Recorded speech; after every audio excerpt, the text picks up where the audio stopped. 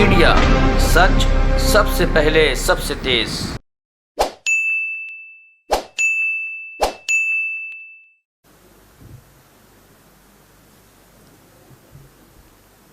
नमस्कार साथियों, आपकी अनुमति हो तो शुरू कर दें।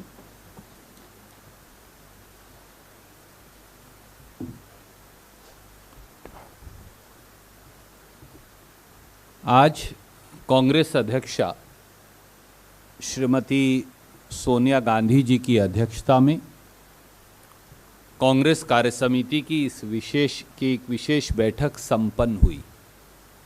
जैसा आप जानते हैं, इस बैठक का मुख्य एजेंडा नव संकल्प चिंतन शिविर, उसकी तैयारियां और कांग्रेस अध्यक्षा जी द्वारा बनाए गए 6 अलग अलग विषय, उनकी परिचर्चा आज की इस बैठक में शामिल थी। नव संकल्प चिंतन शिविर, जैसा हमने पहले भी कहा है, इसका लक्ष्य है कांग्रेस पार्टी के लिए एक नए एक्शन प्लान की तैयारी। नव संकल्प चिंतन शिविर, उसका लक्ष्य है एक नए रोड मैप की तैयारी। नव संकल्प चिंतन शिविर, उसका लक्ष्य है कांग्रेस द्वारा जनता की आकांक्षाओं के अनुरूप एक सकारात्मक, सक्रिय विपक्ष की नई भूमिका की तैयारी। नव संकल्प चिंतन शिविर, उसका लक्ष्य है जन आकांक्षाओं पर खरा उतरकर संगठनात्मक, आंदोलनात्मक और विचारधारा जो पार्टी की है और बदलते समय के अनुरूप नए बदलाव के परिवर्तन को अपने आप में आत्मसात कर और उसे सामने लाकर एक नए संकल्प के साथ इस देश के ऊपर जो आक्रमण हो रहा है सरकार के द्वारा, उससे लोहा लेने की तैयारी। यह नव संकल्प चिंतन शिविर का लक्ष्य है। और इस लक्ष्य को देखते हुए कांग्रेस अध्यक्षा श्रीमती सोनिया गांधी जी ने, हमारे पूर्व अध्यक्ष राहुल गांधी जी ने 6 अलग अलग ग्रुप्स का गठन किया है। राजनीतिक विषय पर, जिसका बहुत बड़ा स्कोप है, देश के सामने जो आर्थिक चुनौतियां हैं उसको लेकर, देश के किसान खेत मजदूरों की समस्याओं को लेकर, देश में सामाजिक न्याय और वंचित वर्गों को ताकत देने को लेकर, कांग्रेस में व्यापक संगठनात्मक बदलाव करने को लेकर, देश के युवा और महिलाओं, जिनकी उम्मीदों, जिनके गुणों और जिनके भविष्य पर आक्रमण हो रहा है, उसको लेकर, और इन छह ग्रुप्स के 6 कन्वीनर्स ने आज बिंदु वाइज अपनी रिपोर्ट, अपने बिंदु, क्या क्या भविष्य का रास्ता है जिसे लेकर एक क्रियात्मक, क्रियाशील, एक्टिव एजेंडा और रोड मैप बनाया जाएगा, उसमें जो फर्स्ट डिस्कशंस उन्होंने की है, उसकी चर्चा कांग्रेस की कार्यसमिति से की। कांग्रेस कार्यसमिति के सदस्यों ने उस पर अपने अपने विचार भी रखे। और अब इस एजेंडा को लेकर एक व्यापक चिंतन मनन नव संकल्प चिंतन शिविर में होगा। इस चिंतन शिविर की 2 विशेषताएं भी हैं। आप लोग बार बार पूछते हैं कि वहां किसको आमंत्रित किया गया है। आज जयराम जी और मैं वो भी आपके समक्ष लेकर आए हैं और मेरे बाद अंग्रेजी में वो आपको बताएंगे। कांग्रेस कार्य समिति के सदस्यगण कांग्रेस कार्य समिति के सभी परमानेंट इनवाइटीज गण, कांग्रेस कार्य समिति के स्पेशल इनवाइटीज गण, प्रदेश कांग्रेस कमेटी के सम्मानित अध्यक्षगण, हमारे विधायक मंडलों के अध्यक्षगण, लेजिस्लेटिव काउंसिल्स में कांग्रेस के विधायक मंडल के अध्यक्षगण, देश के पूर्व यूनियन कैबिनेट मिनिस्टर्स, देश के पूर्व independent charge union ministers, Akhil Bharatiya Congress committee के सचिव और ज्वाइंट सचिव, अखिल भारतीय कांग्रेस कमेटी के भिन्न भिन्न विभाग और प्रकोष्ठों के अध्यक्षगण, लोकसभा और राज्यसभा में हमारे सांसदगण, अखिल भारतीय महिला कांग्रेस के सभी राष्ट्रीय पदाधिकारीगण, वाइस प्रेसिडेंट, जनरल सेक्रेटरी, सचिव, सब, अखिल भारतीय युवा कांग्रेस के सभी राष्ट्रीय पदाधिकारीगण, जनरल सेक्रेटरी, सचिव, वो सब, NSUI, national students union of India के सभी राष्ट्रीय पदाधिकारीगण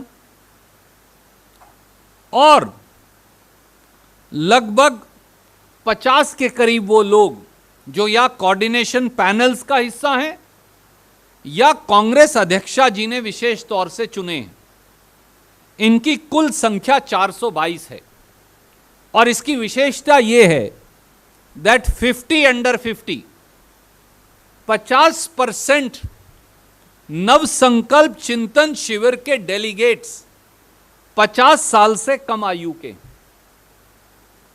और उनमें से भी आधे से ज्यादा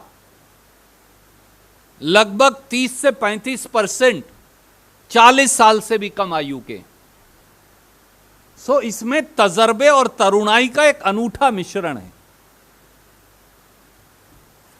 इस चिंतन शिविर की एक विशेषता यह भी है कि 21% महिलाएं हैं कुल डेलीगेट्स के। मैं और जयराम जी अभी देख रहे थे तो हमने 10 मिनट इसलिए लिए कि हम देखना चाहते थे। 21% के करीब महिलाएं, और समाज के भिन्न भिन्न वर्गों को उनकी काबिलियत के आधार पर, जमीनी जुड़ाव के आधार पर, पार्टी में उनके पास क्या संगठनात्मक तजर्बा है उसके आधार पर उनको बुलाया है, ताकि डाइवर्सिटी ऑफ इंडिया, भारत की विविधता जो है उसको प्रतिबिंबित भी कर सके और उनके विचार इस नवसंकल्प चिंतन शिविर में वो लोग रख भी सके। इसके साथ साथ कांग्रेस कार्य समिति ने आज 2 महत्वपूर्ण निर्णय और लिए। डिजिटल मेंबरशिप कांग्रेस पार्टी संपन्न लगभग कर चुकी है और अभी भी चल ही रही है, क्योंकि वो एक लगातार चलने वाली प्रक्रिया का हिस्सा है। कांग्रेस के संविधान में उसके जरूरी बदलाव की आवश्यकता थी, आज उसको भी अनुमोदित किया गया। और महत्वपूर्ण बात यह है, लद्दाख जो हमारा अभिन्न अंग है देश का और महत्वपूर्ण हिस्सा है, और लद्दाख जिसकी संप्रभुता पर एक पड़ोसी देश ने जबरन हमारी सरजमी पर कब्जा किया हुआ है, लद्दाख को एक सेपरेट कांग्रेस पार्टी का टेरिटोरियल विंग बनाने का आज निर्णय लिया गया है।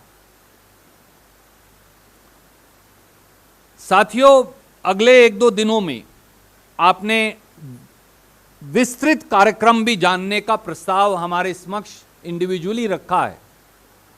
कल और परसों के अंदर हम उसकी भी पूरे विस्तृत कार्यक्रम की आपको जानकारी देंगे। पूरी तरह से पारदर्शी तरीके से कोशिश करेंगे कि हर रोज सुबह 9 और 10 बजे के बीच में एक औपचारिक पत्रकार वार्ता कर, और आपके लिए बाकायदा एक प्रॉपर वहाँ मीडिया विंग का हमने क्रिएट करने का प्रयास किया है, ताकि आपको, कोशिश करेंगे 2 बार, नहीं तो सुबह ही पूरे दिन के कार्यक्रम की सूचना भी हम आपको देंगे, आपको ताकि इधर उधर भागना न पड़े। और ये भी कांग्रेस अध्यक्षा जी का विशेष निर्णय था, मैं इसलिए कन्वे कर रहा हूं ताकि आपको असुविधा ना हो। और उस विस्तृत कार्यक्रम की चर्चा हम आपसे कल करेंगे। मैं अब अनुरोध करूंगा आदरणीय जयराम रमेश जी से, जिन्होंने इस चिंतन शिविर में जो एक महत्वपूर्ण भूमिका निभा रहे हैं कि वो आपसे इसके बारे में चर्चा करेंगे। उसके बाद आज की बैठक को लेकर हम दोनों आपसे सवाल लेंगे। आदरणीय जयराम जी। शुक्रिया Randeep. I think Randeep has already given you all the details. Today, the 6 senior Congress leaders, Shri Mallikarjun Kharge, briefed the CWC on the political issues. Shri P. Chidambaram briefed the CWC on the economic issues. Shri Bhupinder Singh Hooda briefed the CWC on issues related to Kisans and Khet Mazdoors. Shri Salman Khurshid briefed the CWC on issues relating to the welfare and empowerment of scheduled castes, scheduled tribes, OBCs, protection of minorities and women. Shri Mukul Vasnik briefed the CWC on issues relating to the restructuring of the organization. And finally, Shri Amarendra Singh Raja briefed the CWC on issues relating to youth with specific focus on education and employment. These were the 6 groups that the Congress President had set up. Each group has 9 members, and they have been meeting over the last few days to shortlist the broad issues. We are going to Udaipur not to draft a manifesto.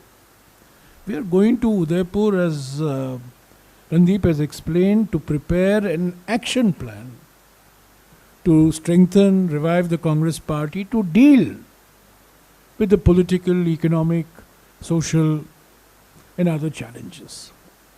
So these groups have had meetings amongst themselves. Today, in bullet points, they highlighted what are the important issues to be taken up, and over the next 2 days, we will share this information with you as well. The idea is that on the 15th of May, we will have the Udaipur Nav Sankalp, which is really a plan for the organization, the Congress party as an organization. We are not at the party in power. We are the party aspiring to be the party in power nationally in 2002-04, and of course the assembly elections that are going to be held this year and next year.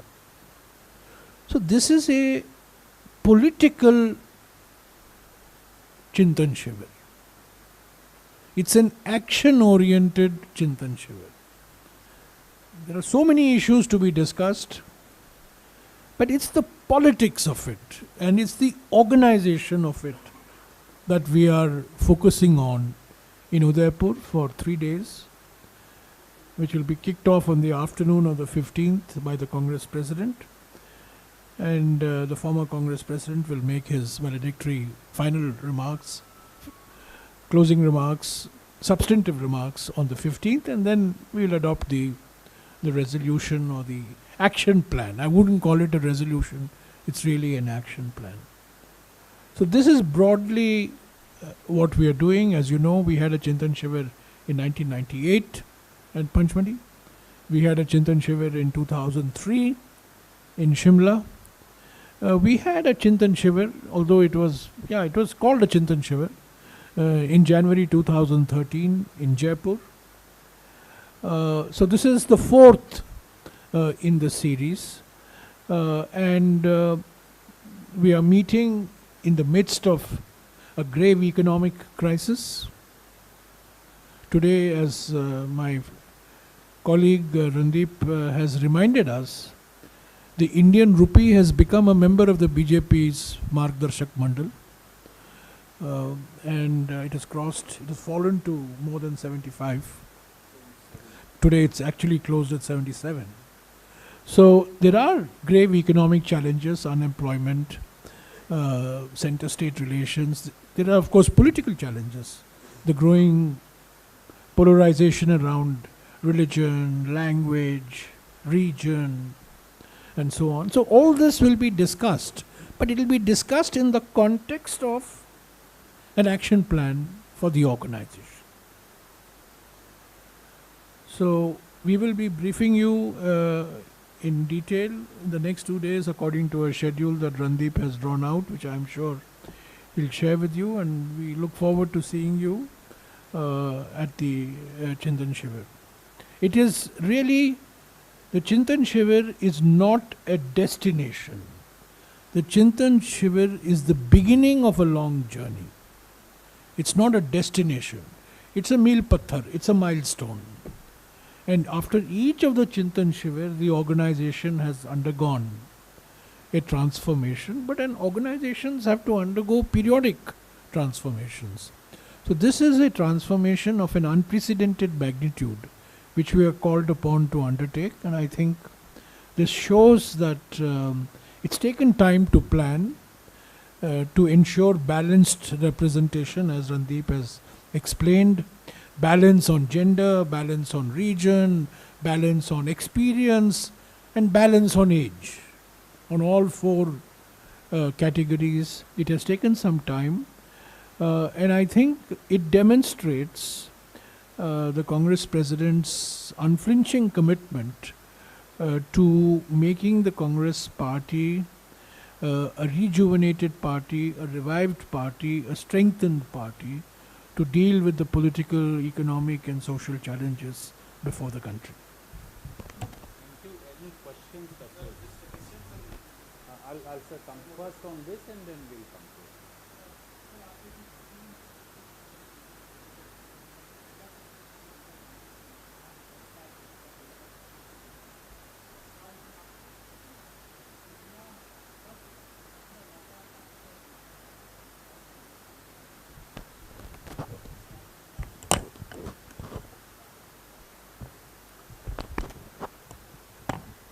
आदरणीय साथी, देश, कांग्रेस के सामने भी और देश के सामने भी गंभीर चुनौतियां हैं। आप मुझे बताइए, कभी 75 वर्षों में $1 के मुकाबले रुपया गिरकर 77.5 रुपए के करीब हुआ था? बताइए, कभी एक पखवाड़े के अंदर देश से इस प्रकार से $31 करोड़ बाहर चले गए हों? क्या कभी ऐसा हुआ था? क्या 75 साल में कभी गैस सिलेंडर की कीमत 1000 रुपया हुई थी? क्या 75 साल में पेट्रोल और डीजल 100 रुपये को पार हुआ था? क्या 75 वर्षों में कभी इस देश के 3/4 बिजली प्लांट्स के अंदर कोयला ही ना हो और देश भीषण गर्मी में झुलस रहा हो? क्या कभी ऐसा हुआ था?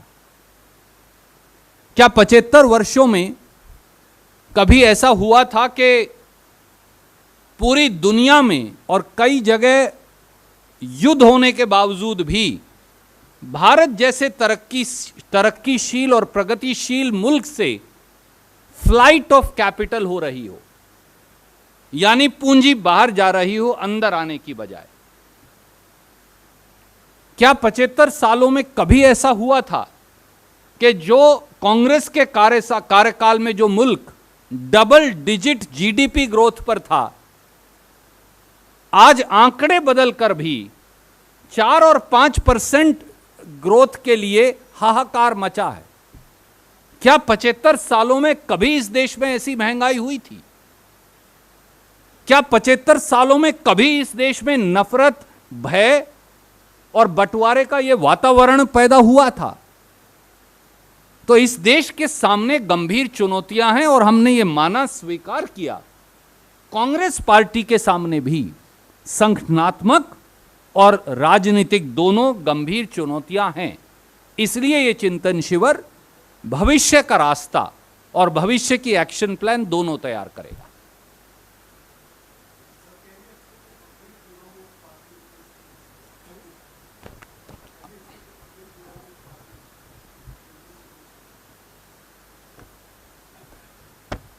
Well, you have to. We can't prejudge what will happen, but the fact that we are holding the Chintan Shivir is a powerful signal that the Congress president means business. This is not a ritual. Today she has said in the Congress Working Committee, I think the remarks have been circulated to all of you, she has said that this is not a ritual. This is a milestone in this long journey. Challenging period because the country is going through challenging times, economically, politically, socially. The international situation has become very uncertain. So there are challenges before the country, there are challenges before the Congress. The people of the country expect the Congress to play its role in the nation's politics. And that is why this Chintan Shivir is being organized. So revamp and all this will come as an outcome of the Chintan Shivir.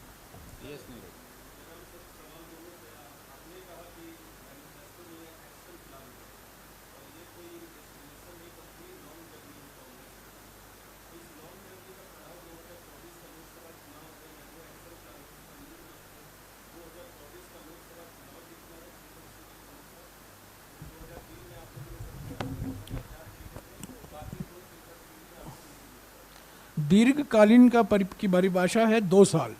हम 10 साल का plan नहीं बना रहे हैं इस चिंतन शिविर में। हमारा जो दृष्टिकोण है, जो नज़रिया है 2024 के लोकसभा चुनाव।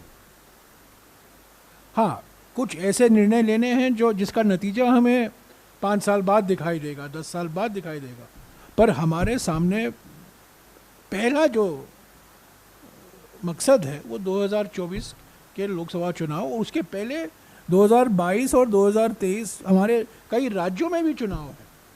पर अगर आप मुझे पूछें तो एक मोटे तौर से मकसद 2024 लोकसभा के लिए कांग्रेस को, कांग्रेस संगठन को और कैसे मजबूत किया जाए, वो है मकसद। Sir, I'll come to that. I've noted. Just as soon as this issue is over, I'll come to that.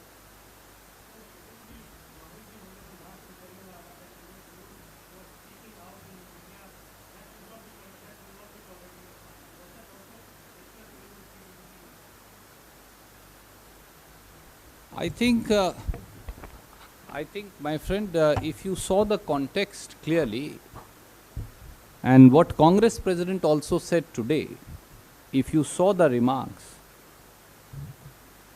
it is all right to point out deficiencies and sometimes even be critical, but they should be to strengthen the party and not to demoralize the party. I think that was the intent. Yes, ma'am.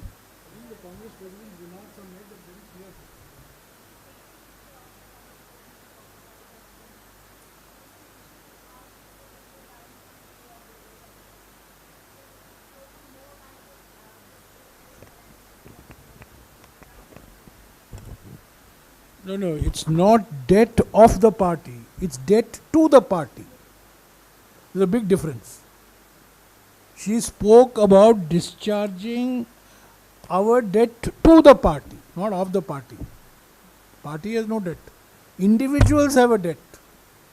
So please see her remarks today. It has been circulated to you. Very clearly she has said that the party has given much to each and every one of us, and the time now is to give back to the party. And in response to the earlier question, she has also said self-criticism is welcome. We must have self-criticism. In fact, Chintan Shivir means self-criticism. But you cannot spread gloom and doom all the time.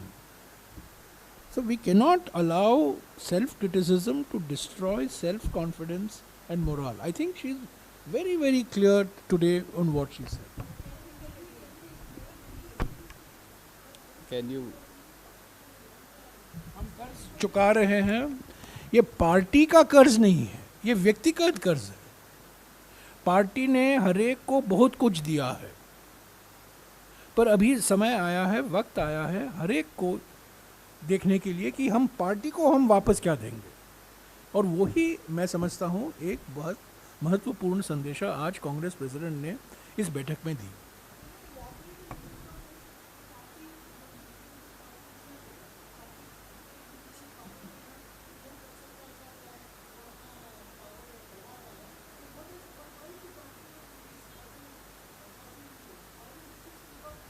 Not puzzling. It's not puzzling. I'm sorry. It's not. It may be puzzling to you. It's not puzzling to anybody else. It's a very simple equation. Party has given you position. You must do something for the party. That's simple. It's not puzzling. It's not puzzling. I think he did say it.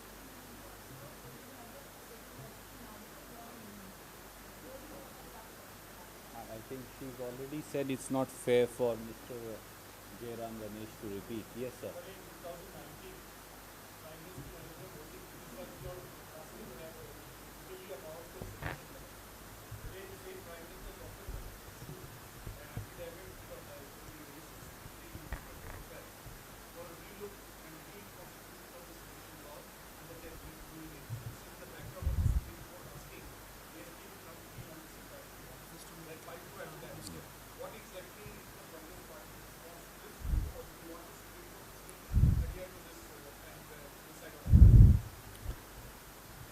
Firstly, Modi government's understanding of the sedition law has always been warped, for want of a better word. It was read down way back in the 60s by the Supreme Court, when they restricted it purely to incitement to violence. But Modi government has over last 8 years used the sedition law only to suppress fundamental rights of expression of opinion, curbing dissent against the BJP, suppressing voices against the RSS, subjugating opinion against the Modi government, be it of the activists, political opponents, journalists, student leaders, NGOs, or anyone asking questions from those sitting in the citadels of power. Finally, after the rebuke from the Supreme Court, Modi government seems to have belatedly realized that its misuse of the sedition law is about to be quashed.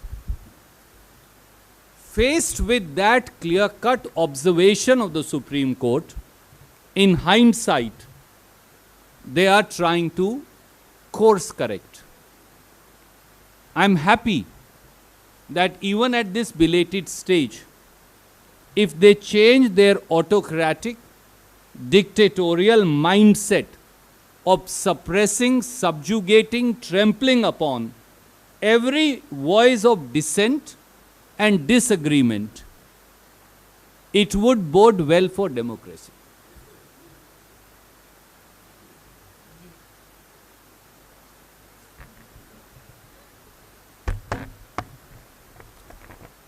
आदरणीय साथी, Bharatiya Janata party के खिलाफ उठा हर स्वर देशद्रोह नहीं हो सकता। आरएसएस की आलोचना देशद्रोह नहीं हो सकती। मोदी सरकार के कुचक्र, कुनीतियों और उनके द्वारा लिए गए तानाशाही निर्णयों की आलोचना राष्ट्र विरोधी नहीं हो सकती।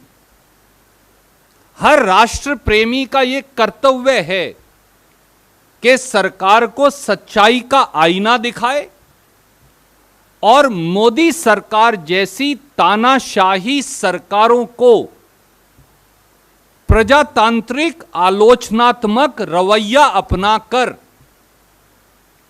उन्हें वास्तविकता दर्शाए। 8 साल से मोदी सरकार ने हर पत्रकार, हर स्वतंत्र कमेंटेटर, हर एजुकेशनिस्ट शिक्षाविद, हर राजनीतिक विरोधी, हर राजनीतिक पार्टी जो उनके विरोध में खड़ी है, हर विद्यार्थी, हर प्रोफेसर, हर राइटर, हर थिंकर, हर व्यक्ति के खिलाफ देशद्रोह के कानून का दुरुपयोग कर उनकी आवाज दबाने का, कुचलने का दुस्साहस किया है। उन्होंने सेडिशन कानून को अपना पर्सनल प्रोपेगेंडा मशीन बनाकर हजारों अगर लाखों नहीं, शायद लाखों मुकदमे दर्ज कर हजारों लोगों को जेल की सलाखों के पीछे ठूसा है। अब जब माननीय सुप्रीम कोर्ट ने स्पष्ट शब्दों में मोदी सरकार और भाजपा को लताड़ लगाते हुए प्रजातांत्रिक और मौलिक अधिकारों के हनन का एक तरह से उन पर आरोप लगाते हुए चेतावनी दे डाली, तो घबराकर उन्होंने उस देशद्रोह के कानून की पुनर्व्याख्या या पुनर्चिंतन करने की बात कही है। आज भी देर नहीं हुई। इस देश के संविधान को कुचलने की परिपाटी जो भाजपा ने बनाई है और जिसका क्रियान्वयन मोदी सरकार ने सरकार के तंत्र का दंडात्मक कार्यवाही करके, दुरुपयोग करके किया है, आज भी उस पर पुनर्विचार करिए ताकि देश में मौलिक अधिकार जो सस्पेंड कर दिए गए हैं, संविधान जिस पर हमला बोला गया है, वो बहाल हो सके। धन्यवाद।